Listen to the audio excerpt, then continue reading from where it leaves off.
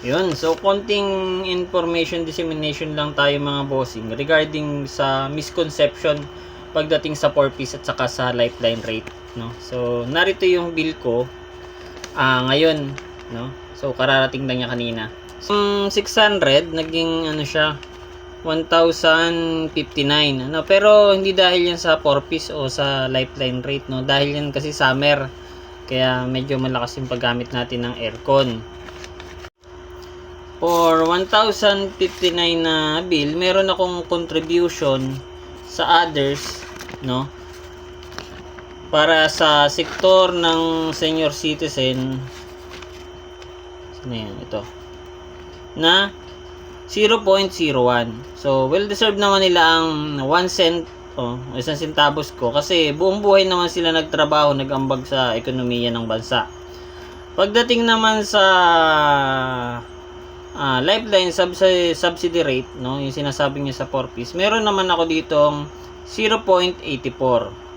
So, well technically, no, kahit sinasabi ninyo na ito para sa 4-piece, hindi po ito para sa 4-piece lamang itong 0.84 na to kasi ito ay para sa lahat ng indigent, no po.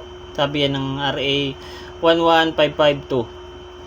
So, hindi lamang para sa 4-piece, kundi sa lahat ng mahihirap sa bansa na qualify dun sa tinatawag natin na 50 kilowatt pababa na consumption sa loob ng isang buwan. So, yun nga po yung sinasabi ko na medyo imposible, no? Pero kung pasok ka dito, edi pwede ka pong mag-apply. Pero sa amin, sa municipality namin, yung handle ko na case na indigent,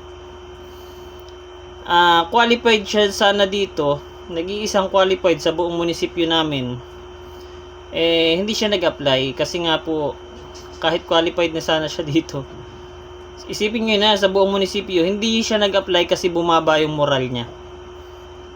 So yun, ganun kabigat. So pag nagsasalita tayo, maganda din sana na medyo mahinahon para yung mga vulnerable, no, lalong hindi natin sila masaktan kasi sila yung mas may walang kakayanan nga kaysa sa atin, kaya nga tinutulungan sila ng gobyerno.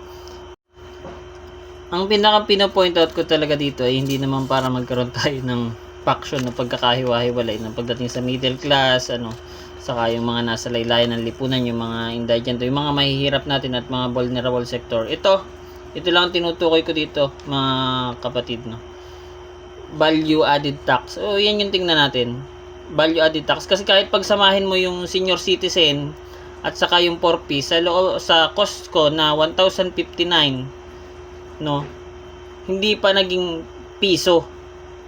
Samantalang itong value added tax, 100 piso na agad siya. Pero ang tanong ko, saan niya napupunta? 'Di ba? Yan yung mga bagay na hindi naman natin sure kung nakarating talaga sa tao. Kaya kung ako tatanungin, either tagkalin na lang yung value added tax ng kuryente, no. Pero yung sa atin, yung sa mga sa mahihirap, sure natin na nakakarating po yan itong 0.01 at saka yung 0.84, no, nakakarating po yan. Pero ito, no, medyo may question tayo diyan, ano, hindi naman natin nilalahat, pero ba't kasi yan eh, so hindi na natin alam kung saan nila ginagamit talaga yan or kung nagkakarating pa ba talaga sa mahihirap.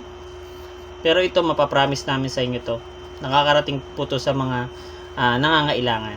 So yun lang din, no? So kung sa inyong opinion po, no, malaya pa din kayo sa pagdating sa inyong opinion regarding dito sa ating dinidiscuss.